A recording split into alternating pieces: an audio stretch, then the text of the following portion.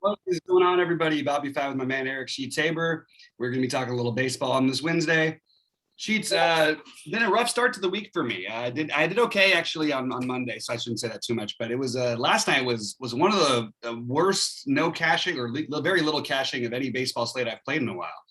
How did you do? I played 20 lineups, and then I left to go to the city to see a show. It wasn't too bad. I only had like 3 guys that didn't play. That was not bad.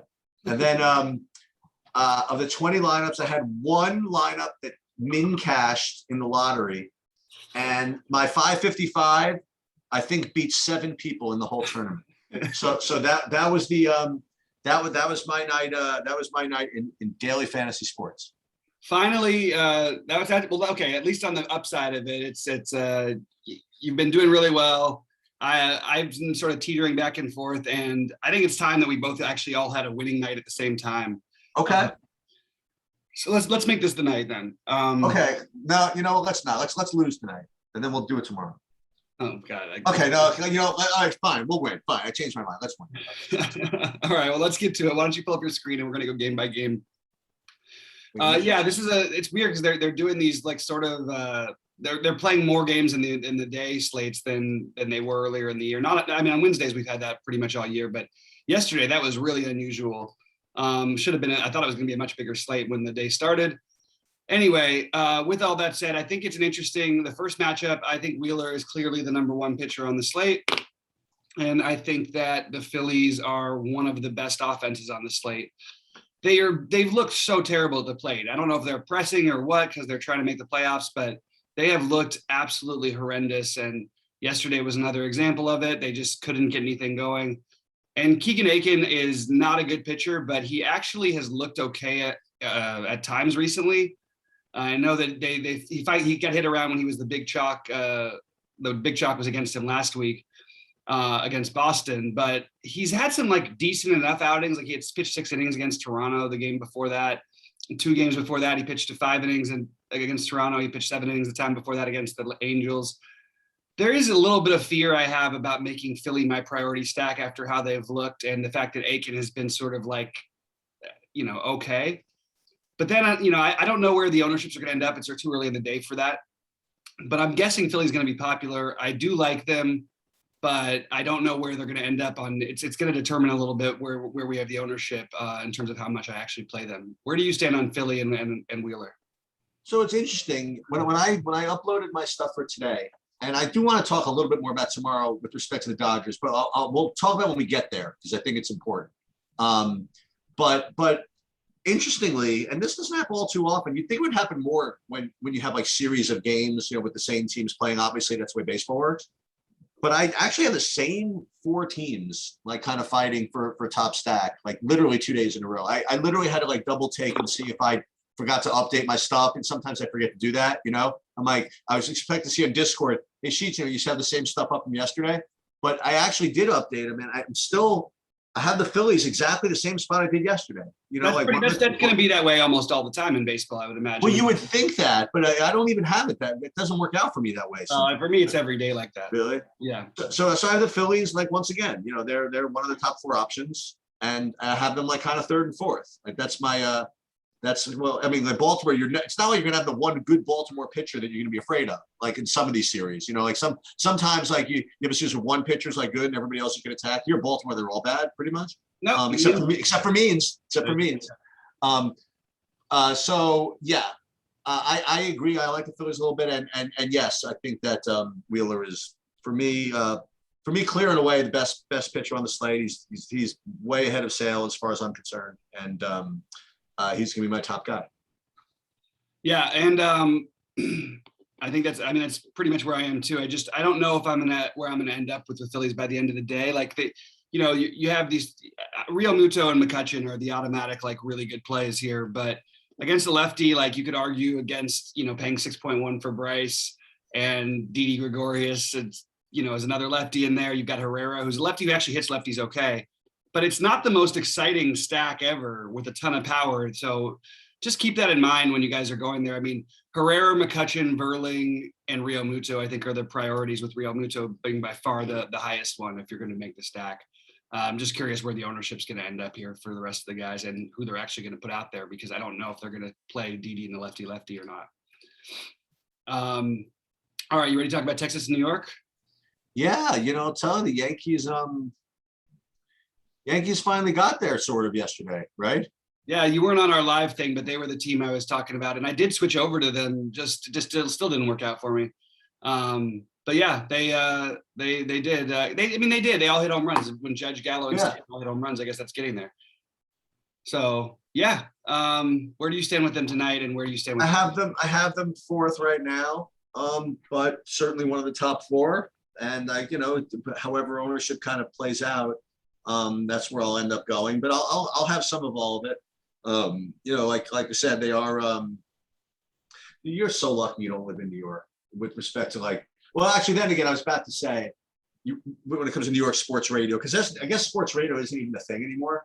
I mean, it used to be like a real thing, like sports radio, like within the cities and stuff like that.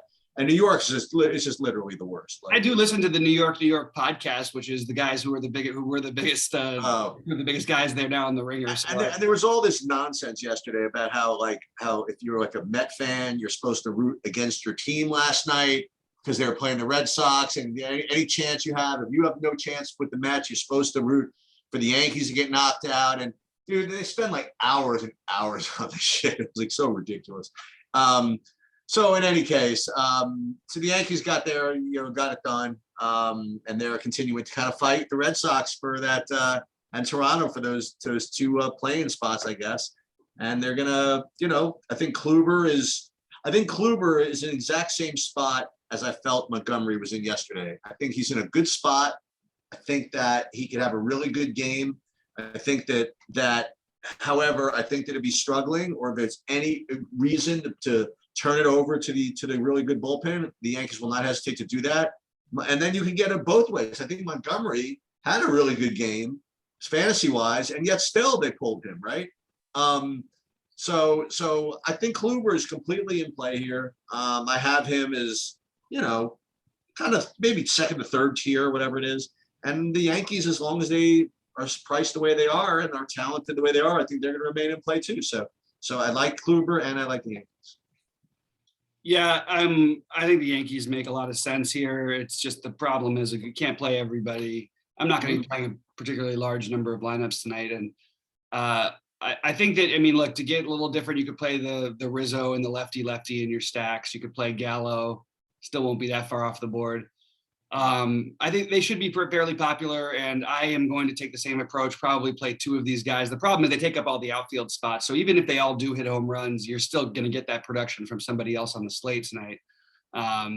So you want to try to include the infield, which would be Sanchez and Voit or Rizzo, with one or two of the outfielders if you're going to stack it. But personally, I'm going to keep it to 2 or 3, probably Yankees, and hope that I get the majority of the production, because it's not my favorite stack, but it certainly is one of the 4 best ones. I don't know how else to say it than that. That's pretty much where I stand. All right. So I've been, I don't want to say suffering, because I've been doing really, really well. Okay. But I'm kind of glad that the baseball season is coming to a close, sort of, because I'm really starting to get to develop a case of fancy play syndrome a little bit. In my lineups where I'm hand building, I'm feeling as though that I got to be like really, really off the board and a lot of stuff. And so I kind of want the season to shut down before I start to get really a little bit too crazy. So for example, with that said, I currently have Joe Ryan as my main pitcher, along with Wheeler. You skipped the Mets in Boston, which is before. Oh, the time. You know what? Look at now I'm pulling a Bobby. Look at this. Well, I'm going ahead. I'm just going by my sheet, but yeah. No, I completely overlooked Metro. I went on my tirade about the New York sports media. I totally forgot to talk about the game. Yeah, we'll get back to maybe I'll talk myself off of Joe Ryan by the time I get there. So Mets Red Sox, as I mentioned, I do have Sale as kind of. I mean, honestly, this is why I say pick fancy places. I do have him tied with Ryan as my second pitcher. So obviously, if you can get Wheeler and Sale in together, I mean, I'm not gonna argue with that. Want to know the truth? I just happen to like Wheeler more than Sale. So if I had to pick one of them, I would pay up and pay the extra amount of money for Wheeler. But certainly, I mean, to say Sale's a bad play is kind of ignorant. So I do have Sale as to me at least. So it seems as though, with the usual issues, well, it goes both ways. Number one, you don't want to play him 120 pitches, but you know what? The Red Sox are locked into a freaking battle, and they have no bullpen, right? So actually, yeah, I would take it differently. I mean, they basically just pulled him out of a game he'd given up nothing in last game, and after 79 pitches in 5 innings. What was the score? Do you remember that? It was 6-1 at the time, 5-1 maybe. Yeah. It's not there's no logical time to pull him out. That makes me feel like they're nervous about him seeing a lineup a third time around. And if you look at his pitching trends, that's pretty much been the case. Okay. I don't really understand it. I mean, he only had 1 strikeout in his last start too. I saw that. But that was Baltimore. Like I said, if you're not going to be throwing past people and having terrific breaking stuff, Baltimore is not going to strike out as much against lefties. There's only been a couple guys who've gotten them. You've been saying that all season. Yeah, but the thing that's weird about the Sale thing is that I really don't know what to do with it here, because they are in the middle of a fight, but I don't think there's any freedom for him to go unless he's really going. I actually think that we were talking about Milwaukee's guys' leashes. This guy's got, I mean, it's nothing even close. This guy's so much less significant. It is interesting to me that all the numbers and projections and even the strikeout props keep going back to the same place for him. He had a 7.5 K prop in the last start. He had 1 strikeout. He's pitched 6 innings 1 time so far this year.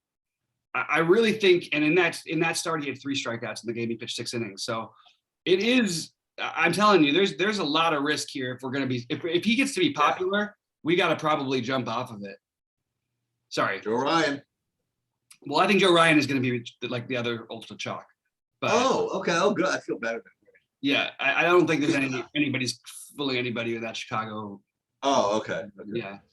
But I'm stuck on Sale. That's why I bring it, like I mentioned it, because I don't know what to do. I really don't. It's the upside should be extremely high. We saw how the first 3 innings last night, Erod looked like what you could see Sale look at. You know what I mean? He had 5 strikeouts in 3 innings, and they basically couldn't touch the ball. Then he sort of fumbled around in the 4th. And then in the 5th, they pulled him early. They pulled Erod after 4 1/3. Yeah, anyway. I don't know what to do with Sale. I really don't. I'll have a better decision. I think that because there's other guys I like on the slate, I'll probably end up fading him. But there is going to be, a game one of these days, maybe not that many days left this season, but where he's going to have like 10 strikeouts on 80 pitches or something like that.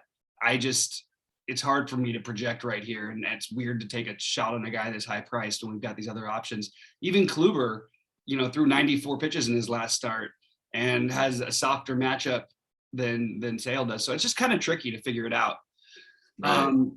What do you think about the Boston bats? Because the one thing that's for sure this season is Tywin Walker, who I've always sort of like actually defended, and I know he struggled later as the season's progressed, but the one thing he does is he's going to give up some home runs in general. And I can't figure out exactly if I want any Boston bats or if I may be just getting a little too cute trying to squeeze in a bunch of bats from different games. I don't know if I end up getting anybody here, but I wouldn't hate anybody for taking a Boston stack or a mini Boston stack. Anything for you? Yeah, I mean, it's funny. Like I have them on the outside kind of looking in, which again, I talk about this a lot, and people are like asking about projections and stuff like that, and just kind of the way I play. And one of the things I talked about for like the last couple of years when we've been doing this stuff is knowing yourself and knowing. And what one thing I used to do with football is, okay, what do I like, and then how do I fade myself, right? So one of the things that I'd like to do is, okay, so I'm running my projections, and all my projections are is just the aggregate of all the industry projections, adjusted for weight, adjusted for accuracy, whatever it is. These are not my opinions, right? This is what the industry as a whole is projecting for this stuff. And if I come up with, say, Houston, LA, Philly, New York as like the 4 teams, then that's what everybody's going to come up with. That's as not every individual person, but as a group, that's what the top 4 teams are. So I'm like, okay, so is there anybody that's not in that list that has kind of like sneaky upside that maybe I could play? And I think that your idea of Boston makes a lot of sense, because it's not like they're they obviously have talent. For whatever reason, they're not projecting all that great today. Maybe their price is not quite as attractive as some of these other teams, but that doesn't mean they can't score 10 runs off of a guy that, that has shown inconsistency to say the least, so I'm kind of into that idea. Yep. Yeah, I can. I'm gonna look at. They are gonna be the low-owned ones. There's not that much of a difference, so I'm into it. Yeah, let's. I can get behind it. I just don't know for sure where it's not my favorite stack. It's just if we're gonna play the game, it definitely. Well, dude, it can't be your favorite. I mean, if they're gonna be low-owned, I mean, it's probably not your. You know what I mean? Like your favorite right. If you're not considering ownership. I mean, like, right, exactly. All right, you want to start off Minnesota and Chicago since you have the Joe Ryan love. Spread it down. I don't know. I think he's just projecting well. I didn't realize that he was going to be so chalky. My bad. I don't know. I don't know for sure. I would be shocked if he's not at least pretty chalky. Well, I tell you, the only thing that had any juice for me yesterday was playing the hitting side of that game yesterday. But again, if the wind is blowing in again, I mean, both these guys seem to be in play. And even though Hendricks, he got freaking. Did anybody hit a home run or anything yesterday? Was it like, I don't know if anything really happened in that game. No, I think it was like, Schwindel ground rule double, triples, stuff like that. I don't. Yeah, it's one of those kind of games you should stay away from, in my opinion. I still maintain that, even though it may have worked. It was. I don't think there was any home runs. Yeah, I think there was. What do we call a BABIP type game? I guess. Yeah, exactly. So yeah, Hendricks got obliterated his last start. I'm pretty sure about that without even clicking on that. I think again, if the wind's blowing in, I think Wrigley's in play. I mean, for both pitchers. But Ryan's facing the weaker team. So then again, I guess it's fair to say that Hendricks is the better pitcher. So I don't know. It's really always hard to do that. I mean, it's like a guy coming up and saying that he's better than a guy who's been like a 4-time All-Star. Like it's not like they're really accurately test. For what it's worth, they both have an almost invisible K prop of 3.5 and 4.5. Oh wow. So I would be inclined to potentially play Hendricks. Like the one, the time where he ends up having his better strikeout games, like you look against the White Sox earlier this year. Actually, pretty much. I don't remember what the other one was. I noticed maybe it was Cleveland. Yeah, Cleveland. No, Cleveland. He's had a really good game. It's guys who don't get to face him, and he doesn't face Minnesota because they're obviously in different leagues. And I think Hendricks is if he gets no ownership and Joe Ryan gets all of it, play Hendricks. Yeah, I'm with you. If it goes to anything close to even, I think Ryan is probably the better upside play. But I think they're both interesting here, and that's why I think we can get. Look, these guys versus Sale doesn't feel like a real conversation, but it kind of is. You know what I mean? Like, right. Spend less on guys who are probably going to put up similar numbers, at least one of them. Maybe we should just be doing that. All right, you ready to talk about St. Louis and Milwaukee? Yep. I didn't get to either of the pitching in this game, and quite honestly, neither of these teams made it for me as far as hitting goes. Am I missing it? No, I'm in the same boat as you for the most part. I think you could make. I mean, the thing is, Milwaukee's. I think people will get on to St. Louis a little bit. St. Louis, Milwaukee's bullpen is really good. St. Louis has won 10 games in a row now, and they're like the hottest team in baseball. And I'm not saying that that there's nothing for Milwaukee to worry about anymore. They're still up by 9.5 games with 10 to go or whatever.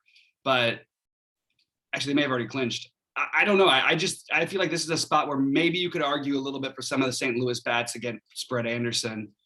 I actually think Nicholas is, if we're going to talk about the other guys, we should at least mention his name. Like, he has the same K prop. He's 6,600. He's probably a better he's probably close to both those guys as a real life pitcher at the moment. He's gotten back into form. He put up 19 last time. Just throwing it out there. I don't think I'm going to end up doing it. I just think he's worth mentioning. And I think Goldschmidt, Arenado are both fairly priced, and you have guys like Tyler O'Neill who are good against lefties. And you could even include Edman in there. Like, I think this is actually a sneaky stack here that maybe you want to get a mini stack of, but I don't think I would want to go full stack just because the bullpen's really good. I don't expect the 5-man to win from St. Louis, but I could see especially Arenado, the combination of Arenado, O'Neill, Goldschmidt, or two of those three. And also it used up the infield positions when the outfield's pretty strong. So I kind of like the idea of playing Arenado / Goldschmidt, both really good against lefties, obviously, for their career. That's my argument for this game, and I think no one is going to play that. So maybe people do get onto the trend. They've won enough in a row now, even though they won 2-1 yesterday. It was against Woodruff. I think they're kind of interesting, Milwaukee, but I'm not really interested in most of the rest of that game.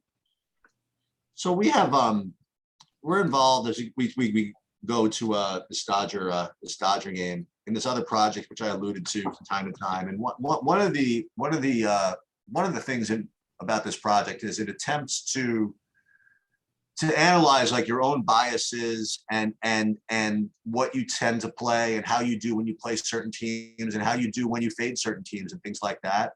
And I always like to discuss this, either on the air with you guys or with Bobby in general, is that when there's a team that you either like or just have a big, a working knowledge of, you pay close attention to that. And I always said, almost half jokingly, that if ever like Bobby, like fades LeBron or fades the Lakers or fades the Dodgers or whatever it is, I'm like, dude, just trust me that the team has no chance of getting me. Okay. And whether I'm accurate about the fact that if he's biased for the Dodgers or not, I mean, the fact is that that's the way I interpret it, his different way he talks about things. And all I can tell you is I don't know whether I wasn't there for live. Okay. But during this time, when we did the show yesterday, and the Dodgers were projecting to be 7,000 times the best stack and 7 times the highest owned. Bobby, the biggest Dodger homer of them all, comes on in here and says, yeah, I like the Dodgers, but I got to tell you, I really, really wish it were a different pitcher. Okay. And if I were like half the person that I claim to be with respect to reading people and reading, takes of people that know what the freak they're talking about. I mean, when I was younger, I would have said, screw this. I'm playing 0 Dodgers yesterday because Bobby was all over the fact that Senzatella is that guy you just don't want to freaking go after. And even the fact that the Dodgers were in a great spot and all this stuff, and playing 0 the Dodgers probably would have ended up working. So I want to give Bobby a little bit of a props in that way. What do you think? I wish I would have listened to a little more of that. Yeah. What I ended up doing was playing like 2 to 4 Dodgers in all my lineups, right. instead of playing the full 5-man stack, which was not anything too revolutionary. I just couldn't get the right mix. But I think that it is weird because we face these pitchers so much, and Senzatella's the guy who keeps the ball on the ground. Now Marquis is a much better pitcher, but this is a little different because he does give up a little more power than Senzatella and has had a pretty decent track record with the Dodgers. And his walk rate is, not terrible, not great. He doesn't give up a ton of power to the Dodgers, but he does give up power in general. But he hasn't really been fooling them that much either. So I actually think that this is an interesting spot. Go ahead, Sheets. Sorry, I didn't mean to cut you off. Yeah, no, that's exactly what I was doing. I was going to let you kind of roll with it. I have the Dodgers rated, alongside of Houston, Philly, New York, and Houston. You know what I mean? The same 4 as one of the top plays. And yeah, they're going to be less owned. Well, they won't be the huge chalk because let's face it, Marquis or Marquez, whatever, is a better pitcher than. He's probably Colorado's best pitcher. I guess that's safe to say, right? Yet still, it is still Coors, and you know what I mean? And it is still, the Dodgers. So I definitely think the Dodgers are totally in play. Once again, just watch the lineups.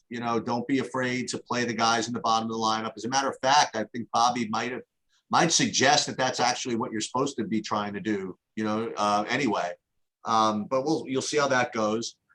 The only thing I will also say is that I'm going to say this each and every time. So Walker Buehler is on the slate. He is the best pitcher on the slate because he's always the best pitcher on the slate. He's projecting to be like the 10th best pitcher projection-wise relative to value. He's not going to be owned as much as, other guys, and he's going to be in the optimum. That's the only thing I can say. I mean, I don't know how, why, who, or what. He's going to get 17 fantasy points, and he's going to be in the optimum. I don't know exactly how or why that's going to happen, but he just seems to have this knack to get into the optimum. So half sarcastically, that's don't dismiss him. He's really, really good. He's in Colorado, and he's not like that guy who's going to put up 50 fantasy points. I don't think he's going to have the Wheeler 35-point upside, especially in Coors. But I'm not just throwing him out of my player pool. I agree with that. I mean, if we're going to talk about Chris Sale versus him, like talk about a difference in leash and all that. We don't know what Chris Sales is. We don't know all that. Obviously, this is it's weird because it's a tougher matchup, but if this game was being played in LA, he would be the chalk finally because he's under 10K. Right. These Rockies at home who are pretty terrible against right-handed pitching, except for when they're at home. And while there's a lot of reasons why that works in some ways, it doesn't they shouldn't be as big as splits as they are for Colorado. It's almost like they're playing there also makes them worse on the road, which is definitely probably true. I don't know if I'm going to get to Bueller at all tonight, but I don't think it's not viable. And I do like the Dodgers a little better. First of all, you have an extreme hitters umpire and Jerry Meal, like behind the plate, Jerry Meals, excuse me. I think they'll put Chris Taylor in the lineup tonight would be my guess. Maybe they could throw in a Beatty or a Rowley again, but I would guess it would be him. Marquez isn't as extreme against right-handers, extremely good as Senzatella is. So I like the Dodgers a lot. And I was surprised at some of the ownerships last night and how low they were on some Dodgers. I think that they might be a little bit lower owned than some people think because of these prices, particularly Turner, Muncy on DraftKings, and Will Smith. I think those guys are all really strong plays, and you could, fill it out with Seager and Taylor, Seager and Lux, Taylor and Lux. I think that playing the bottom of this order makes a lot of sense, like you said.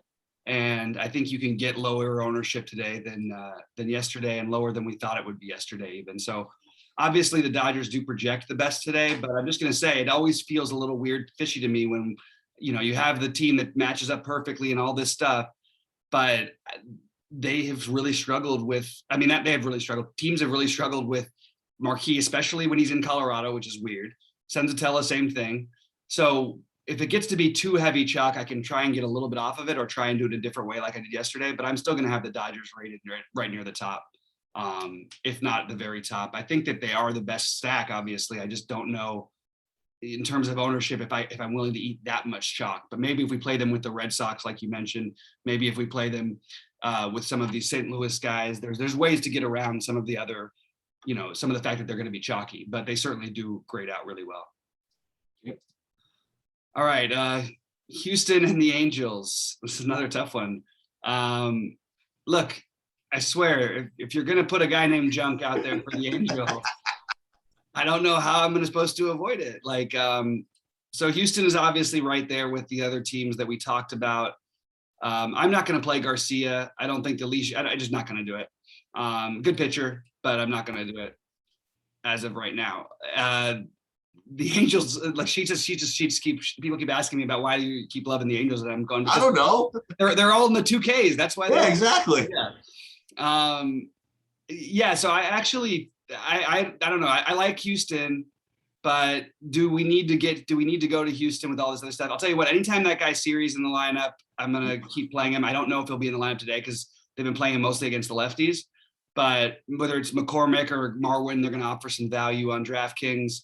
Bregman is still the top play at third base, assuming I think he'll be back in the lineup again tonight, which should get the ownership lower on guys like Justin Turner. So I like Houston, but I think I mostly am looking at them. Honestly, they're right there with the Dodgers in terms of their upside. Worse, obviously not a great park, but this Angels team is just so bad with their bullpen at the moment. So the priorities would be Bregman and Yordan Alvarez, but we have so many good outfielders in the slate. I don't think many people will play Carlos Correa because a lot of people are going to play Seager. And then again, you can fit in the cheap guys. So I think Houston is very viable. I have them currently rated 4th, but I think that you can make an argument that they're higher than that. I have all kinds. There's another reason why I can't wait to.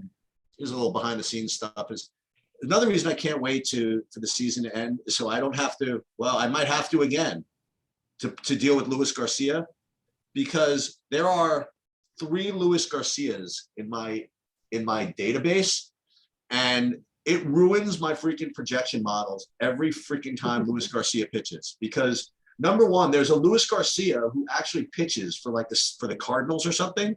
He's like a relief pitcher. So every once in a while, like when the Cardinals are on the slate, like one of the projection models, like they give Luis Garcia from the St. Louis like a 0 because he's not playing.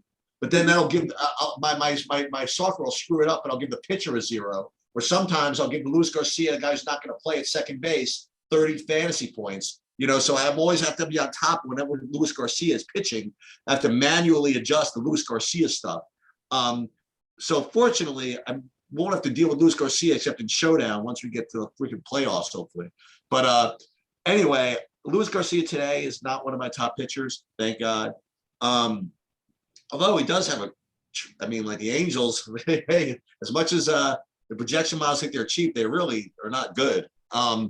So he definitely has a good matchup, as did Valdez, who steamrolled him the other night, as does everybody who steamrolls him every night. So I don't think I'm going to get to him.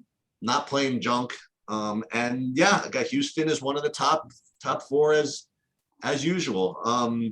And for better or worse, I do. The Angels are showing up again.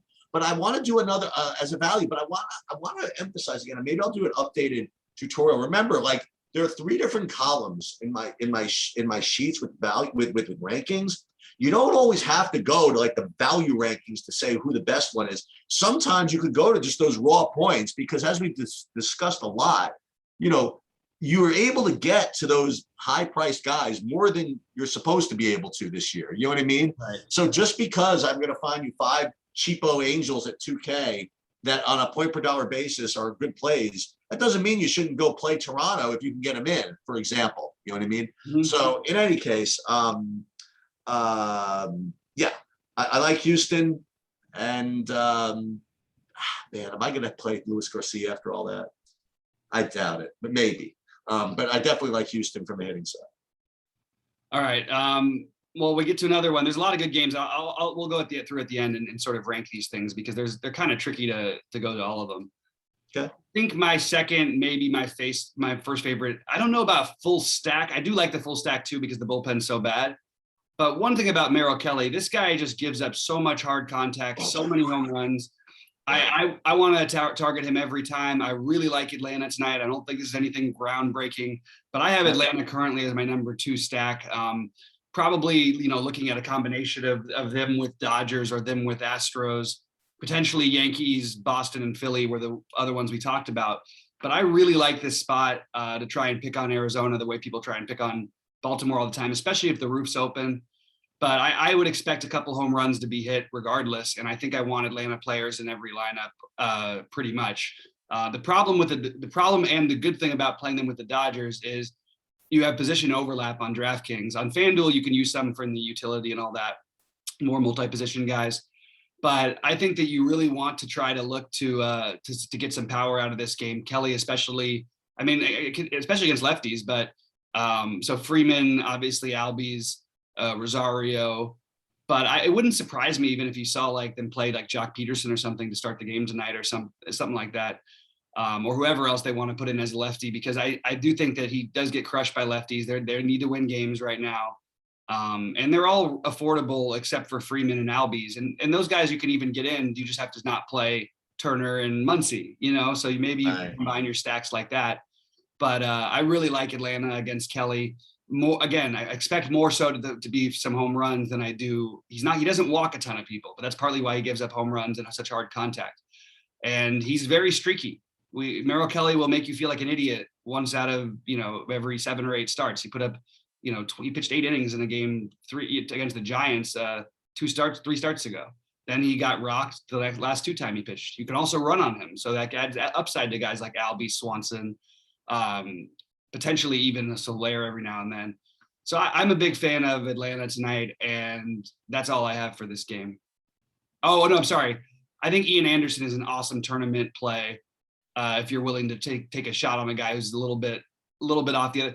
Why is Ian Anderson? I guess he's probably going to end up owned, but if we're going to play so much of this Ryan, I think Ian Anderson belongs in that same conversation.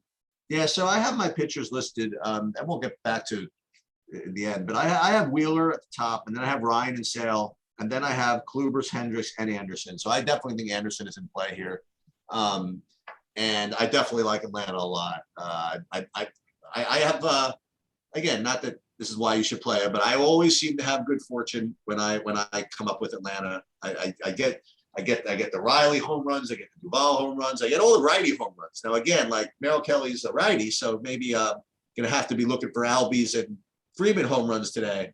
But those guys can. I mean, I don't know. I like playing the Braves, and if you got them ranked number 2, that's good enough for me. I'll probably bump them up a little bit more. Yeah, I really like them.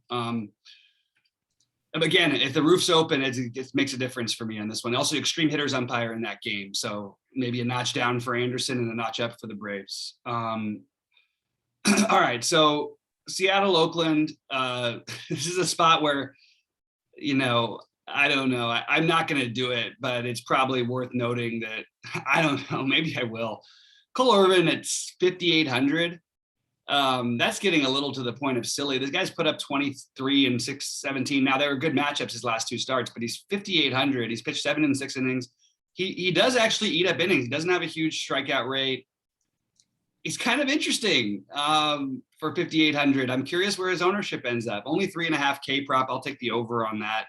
And then you've got Chris Flexen at only 7K, which I'm not going to probably play, but I just think that there's a lot of pitchers who sort of are in that similar cheap range today. I mentioned Mikolas and Hendricks and all that, those guys in that 65 to 7,500 range.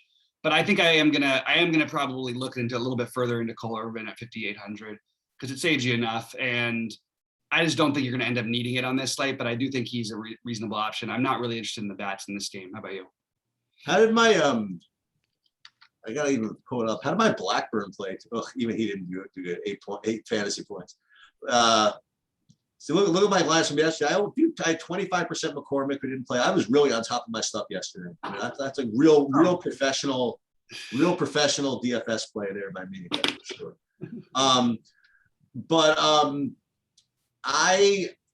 Like I said, maybe it's fancy play syndrome, but I don't mind your idea at all. I think that I would ask hypothetically what you would ask, like, why do we need it, right?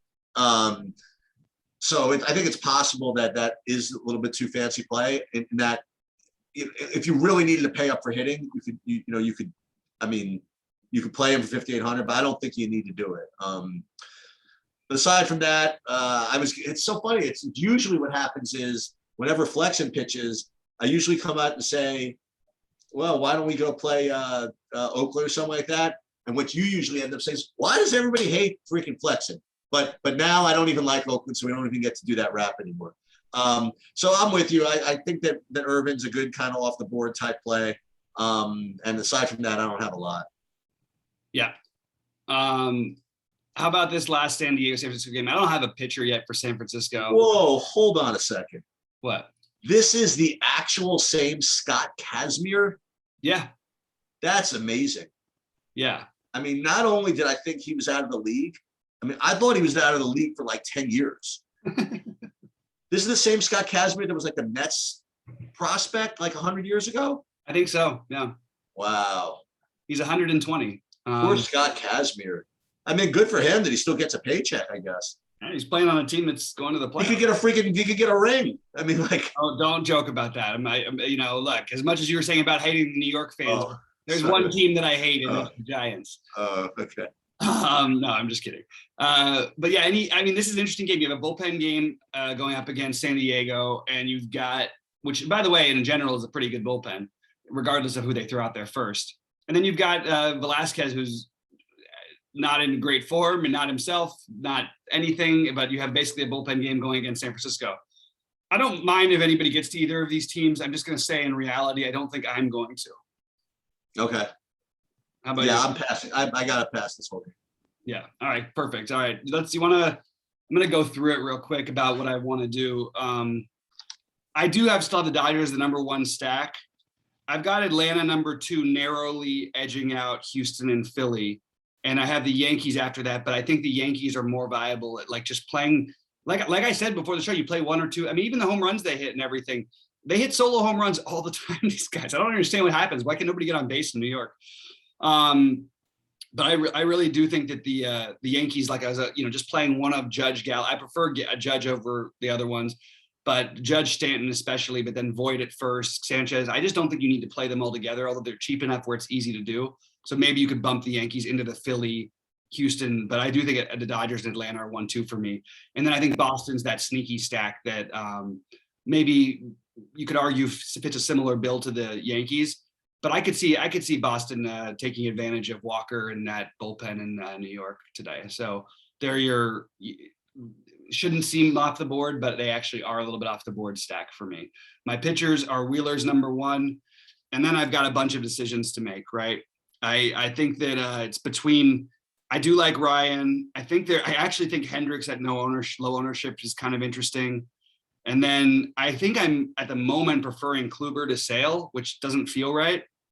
But you have a lot of question marks with all these guys: Anderson, Irvin, Hendricks, Mikolas. So the only thing I know for sure is that Wheeler is easily my number 1.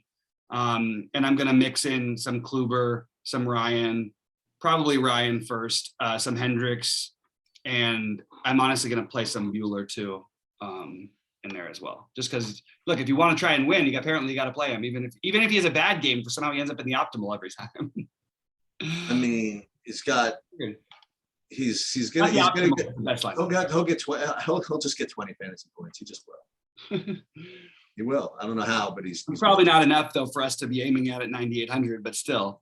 Well, I mean, is Luis Garcia definitely going to get 20 fantasy points? No, but that's not. I mean, but are one of Anderson, Chris Sale's going to get 20 fantasy points in 4 innings, probably. He might. That's the thing. That's what's scary about the Sale fading thing that I was talking about. I also like.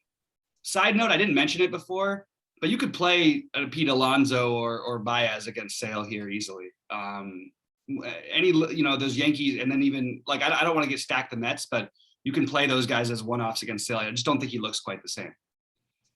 My man got him last time, Austin Hayes.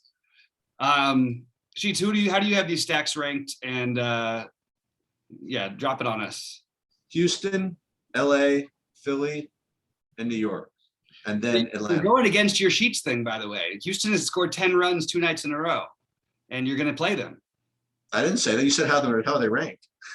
Well, that's I know it's usually. Well, the thing is, I think it's kind of fake though, because like 8 of those runs came from like Martin Maldonado, so I don't even consider those real runs. So that's okay. So they didn't really score. Okay, fair enough. No, I have no problem playing Houston tonight. But Houston, LA, Philly, New York, and Atlanta and Boston on the outside looking in, but I'll force them in because you like them. And as far as pitching goes, Wheeler's the top, but I'll tell you, maybe, and this is what's going to happen. I'm going to talk myself into this kind of crap.